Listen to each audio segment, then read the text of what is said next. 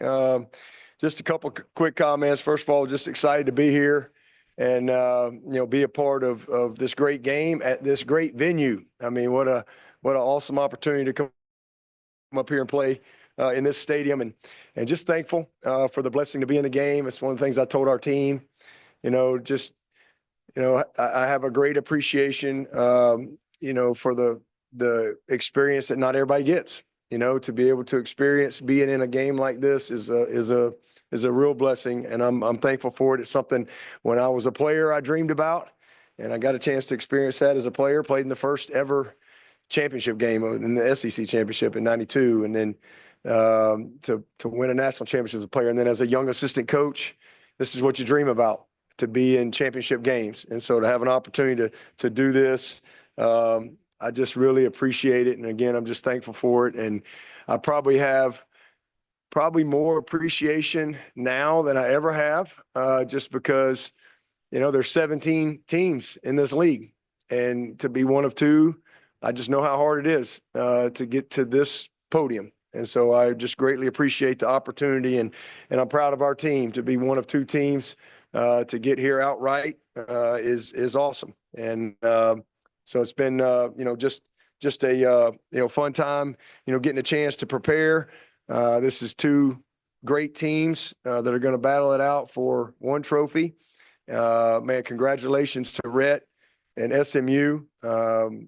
We actually have the same agent, so we've had some fun with that this week. Those guys have been kind of quiet, but I got a lot of respect for him, and what an awesome job that he has done this year. So just ready to get to work.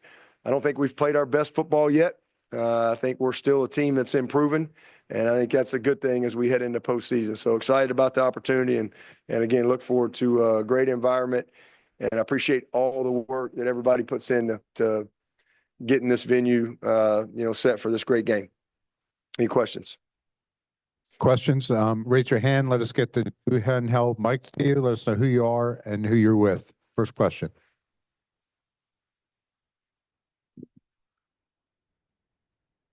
Oh.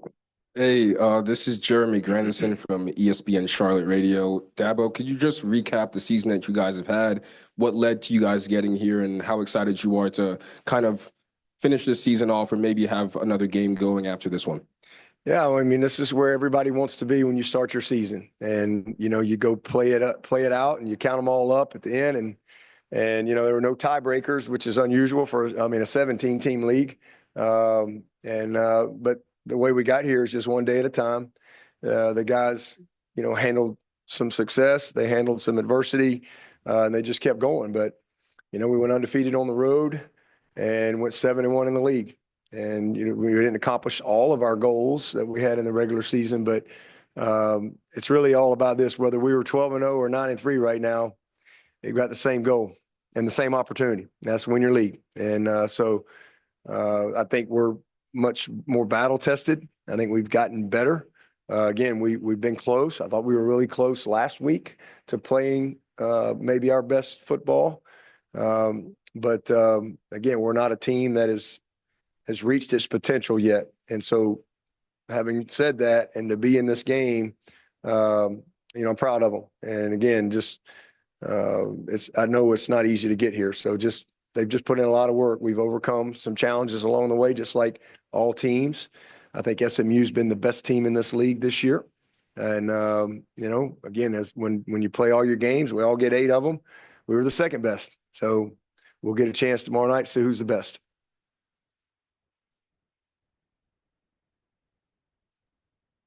Hey, Dabo, David Hale with ESPN. I remember after the Georgia game, there was a lot of people sort of frustrated with the result, and you very pointedly said, I actually thought we should have come away confident from that, and that we matched up well with them, and we weren't out-talented. I'm wondering how you feel like this team today is different than that team after week one, and how that talent has shown up and grown and developed since then. Yeah, just more battle-tested. And again, that one we got for free. Because, these schedules are done way in advance, and it's not often. I mean, usually when you play the number one team in the country, you got to earn your way there, and on that stage, neutral game, a playoff environment. And, 6-0 game. I mean, we missed some real opportunity. We hit the first big play in the game, and we got a guy, covered up on the line. We had another big play with a penalty. We had some drops. And then really in the third quarter, it was like 3 plays, busted plays, missed tackle. And next thing you know, a game like that, momentum in games like that are huge, especially early. But I thought we matched up physically. And I think as we, have grown throughout the season, games can get away in moments like that. Sometimes people just look at a score. It's more than that. I mean, our last national championship was 44-16. Check those 2 rosters. We weren't 44-16 better than Alabama. We were on that day, but we weren't in totality. And, momentum, early momentum, and they just weren't able to turn it. And it's the same thing. Although I like how we finished that game, and I was encouraged physically how we matched up.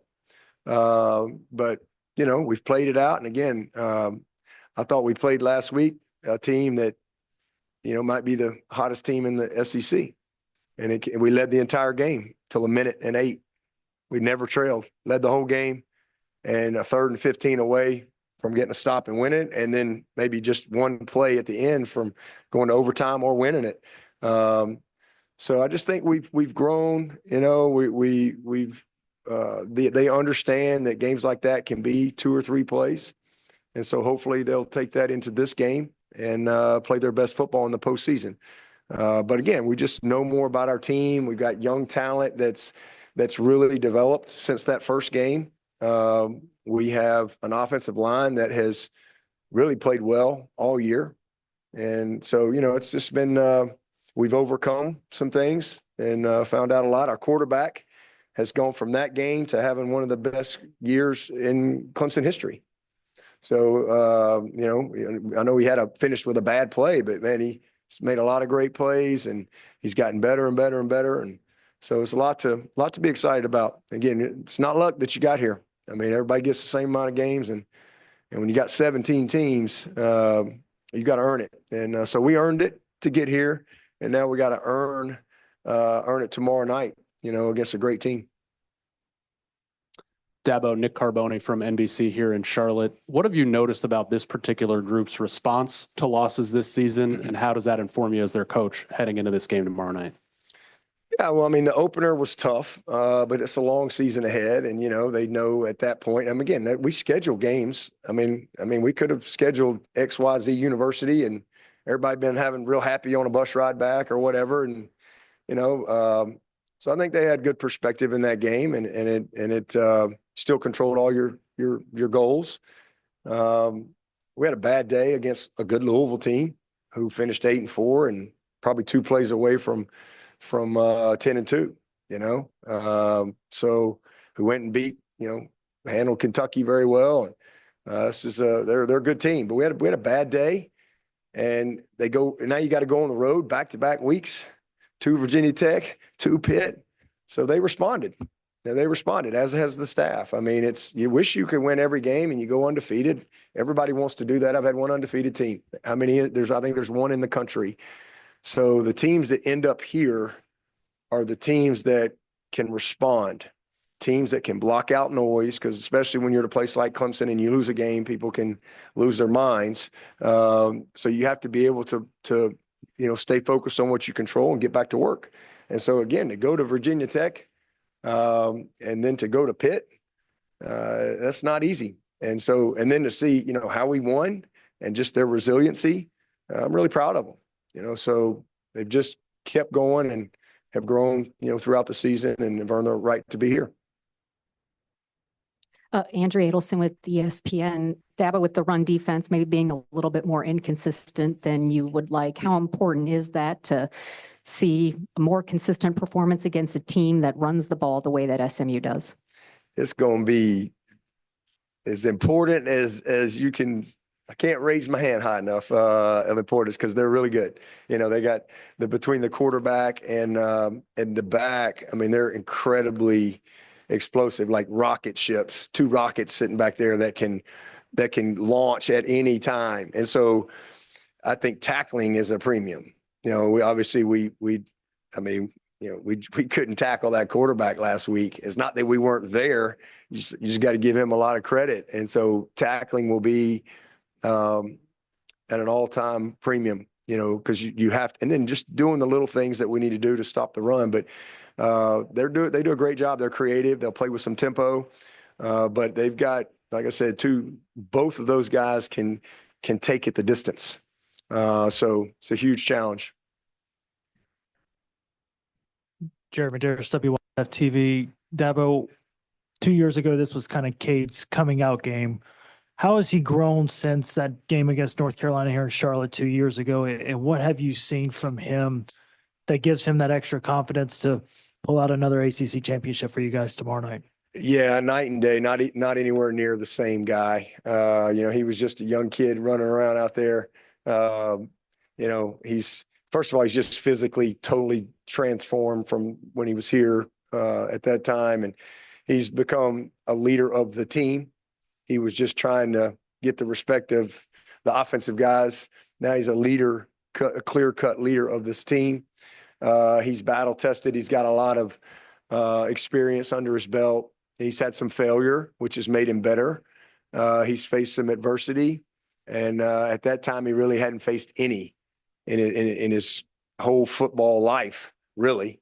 And now he's just a smarter, more experienced guy, and he's coming off a great season. Still a lot of room for him to improve. Last year's a first-year starter. He got better the second half of the season, but just too many negative plays and trying to do too much and things like that. And he's just really taken a huge step forward this year in all areas. I'm really proud of him. And then he's used his legs, something that wasn't as natural for him last year. And then this year he's made some huge plays. He's been a difference maker for us, both throwing the ball, making decisions at the line of scrimmage, and then also, with his legs, both design, run, and creating. Hi, Coach. Doug Parrish with Football Organically. With the inaugural season of the college football playoffs and the committee rankings and a lot of what-if scenarios, what are you telling your team specifically to keep them focused? Honestly, I think having this opportunity is all they needed to be focused. They know, that what their opportunity is, win this game. So, we have to win the game for sure to have an opportunity. I think SMU should be in no matter what, but we have to win it. So this is the first round of the playoff for us. That's how we have to look at it. And this is a goal. The season is over. Now you're into the postseason and you're where you wanted to be. Doesn't really matter what's happened behind you. It's all about this opportunity. So, it's been pretty easy to get them focused on what they're trying to do, because this is what they've worked for since January. Hi, Coach. Adam Limeris, Herb FM Sports Radio. Just talk about the news that you probably heard about. Bill Belichick has applied to become the next head coach of the North Carolina Tar Heels. I don't know. I don't know much about it. That'd be quite a story. So that's about all I know. I don't have any other comment on that. Hey, Coach, this is Grayson Mann with TigerNet. Oh, hey, Grayson. Hey, you're facing once again another potent pass rush with SMU. Just how important last week was it to get that starting five back and for them to get the reps against what was an NFL defensive line against South Carolina? Yeah, the only sack they had was they were offside. They didn't call it, but they were offside. So up the middle there. But, I thought we did a great job. I mean, they really, held up well, as they have all year. We've seen some great – we've seen – I'm going to tell you, all the way back to this Stanford D-line, that might be as good a group as I've seen. We've seen a bunch of great D-line. We'll go up to Virginia Tech. That guy they had is leading the nation in sacks, or second in the nation in sacks, or whatever. Obviously, South Carolina, they're as good as there is out there in the country. But, man, our guys have held up all year. So certainly getting those guys back has been huge. And then I think that's a great side note and story to this group, to this team, is how they overcame some crazy adversity, especially with, thankfully we came into the season with some depth, and we're only losing one lineman. We got a lot of guys back on this team. But young Elijah Thurman having to go play the entire game for Virginia Tech. And then you go into the Pitt game, and the first play of the game, he's done for the year. And you're you got guys playing positions that they haven't played. And that's been a really neat story within our team this year, is how that group has performed. And then to come back, Marcus Tate's been out a couple games, and to come in and play like he played against a really, really tough D-line last week. I was really proud of him. Tristan Lee getting back, and, those guys, he and Blake did an awesome job for us last week. Hey, excuse me, Chapel Fowler for the state. Dabo, just a few injury questions. DeMonte Capehart, Tyler Brown, RJ Mickens, anything you can share on those three and how much they've been able to go? They all made the trip. They're all on the bus. So they'll be getting off, doing a walkthrough here soon. So we'll see. Hi, Dabo. Steve Helwick, SB Nation. You've been in this league a long time. This is the first year for Rhett Lashley and SMU. What about this program, about SMU's program, do you think has made it so seamless of a transition from the American Athletic Conference to the ACC? Bunch of good players, good coaches, but they got dudes. I mean, they got a great quarterback. They made the change at the quarterback, and obviously that's been a game changer for them. They have elite skill. Like all these guys that they're going to put out on the field offensively can fly.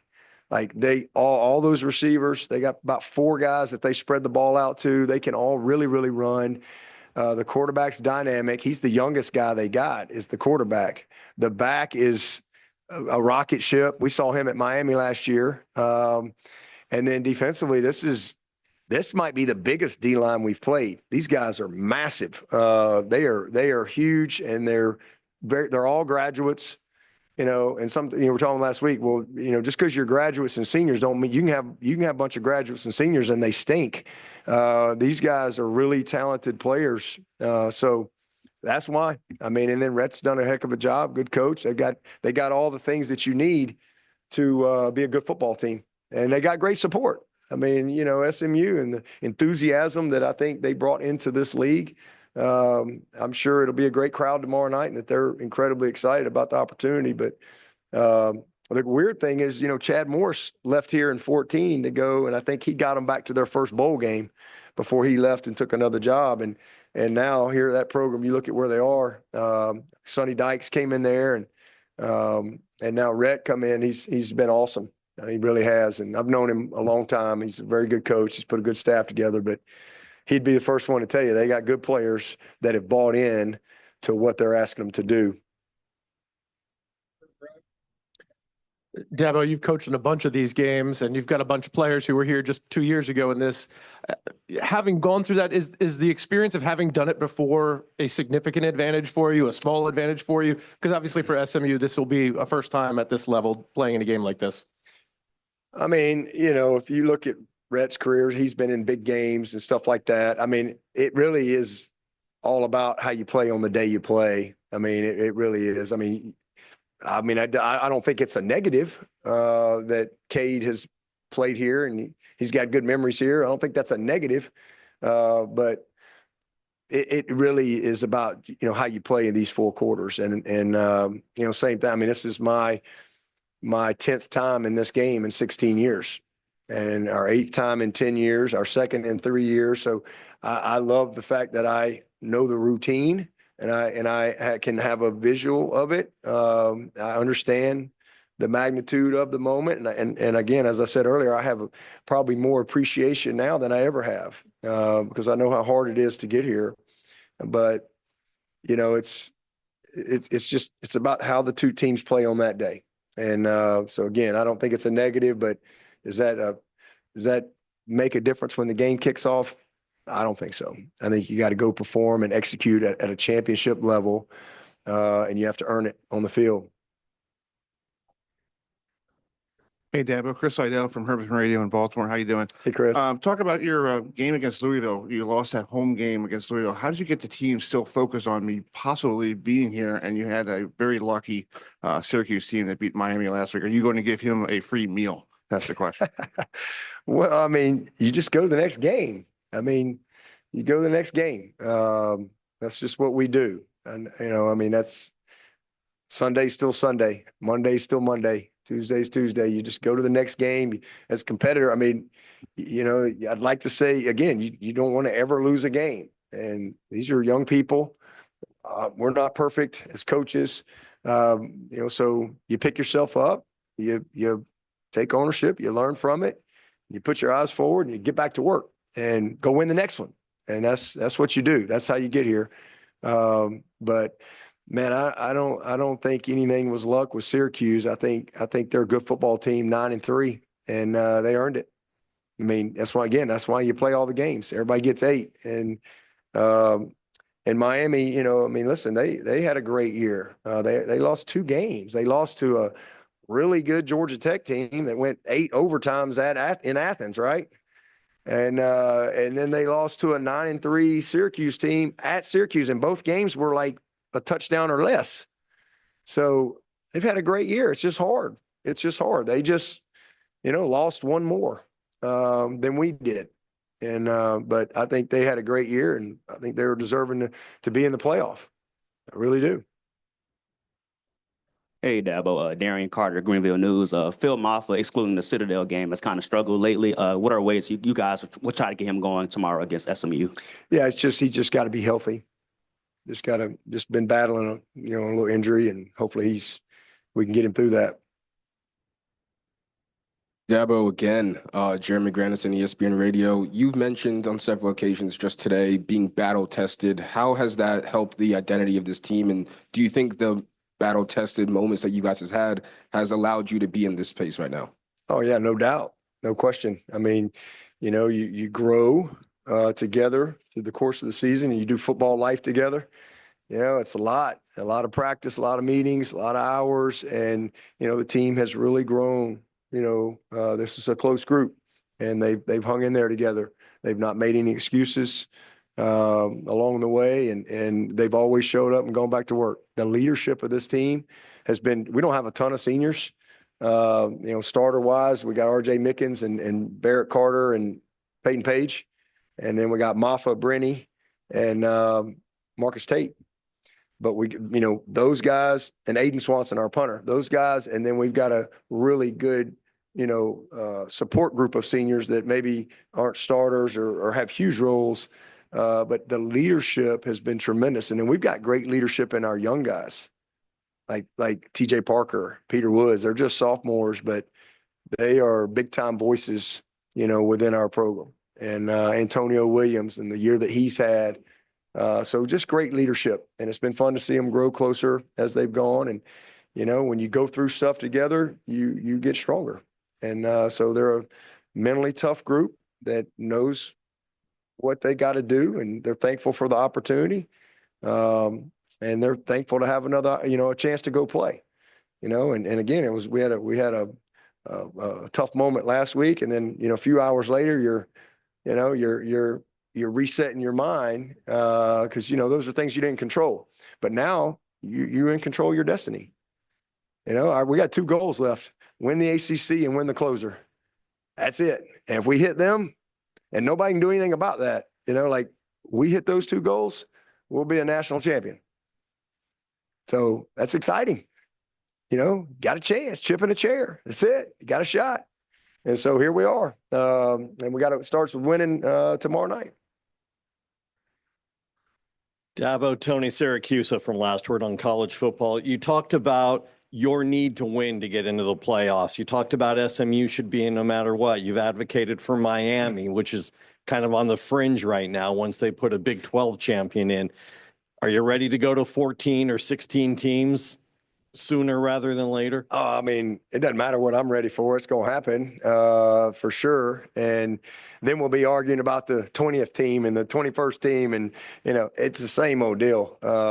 But hey, whatever, I don't really worry about it. I just focus on my team and trying to get my guys ready to play and trying to build great men through the process. And, that's really what we try to do. And we've been very consistent at that. Hi, Coach Laney, Jen Lewis, 3 Chicks in a Pod, No Stitched Media. What's that? 3 what? 3 Chicks in a Pod. 3 Chicks in a Pod. And New Stitched Media. Okay.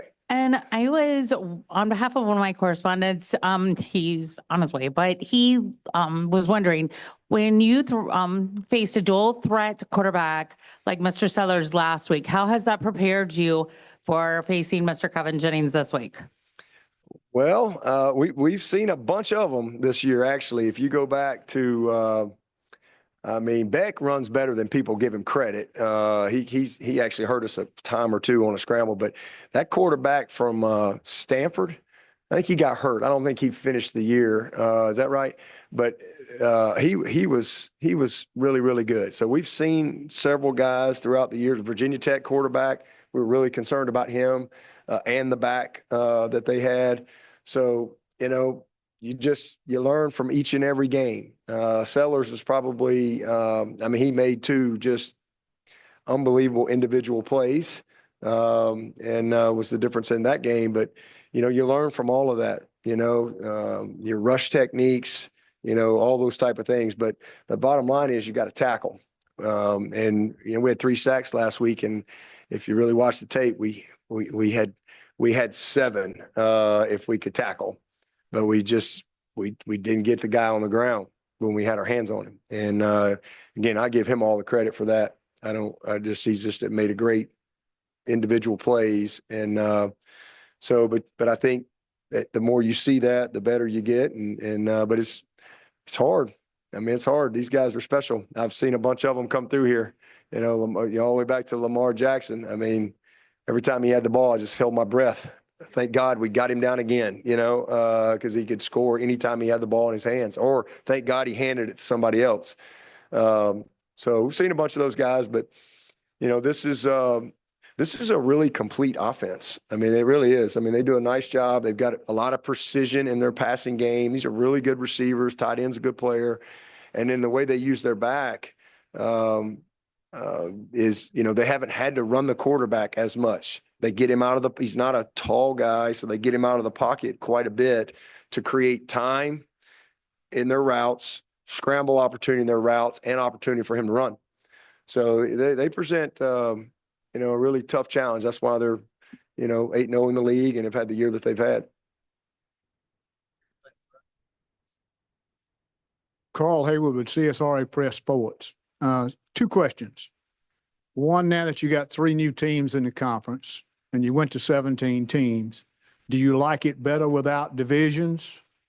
And the second question is, like you talked about before, you hit a low at the end of the South Carolina game, and then minutes later, you hit a high knowing you're going to be in this game. How do you feel like your preparation has been in this week, changing that drastically? Yeah. Well, as far as the division, I mean, you know, I was always a kind of division guy, you know, but with 17 teams, I mean, it's hard. So I just think it's the right thing, you know, to try to, you know, because you don't play everybody. So I think it's just gives you the best chance maybe to try to get the 2 best teams. Now, you know, you run into a million different tiebreaker potentially. Thankfully, that didn't happen this year. So, you know, it is what it is. And then as far as the turnaround, I mean, we've had great preparation because again, you go, sometimes in life, you know, you really need to experience pain and the sting of defeat, you know, to really truly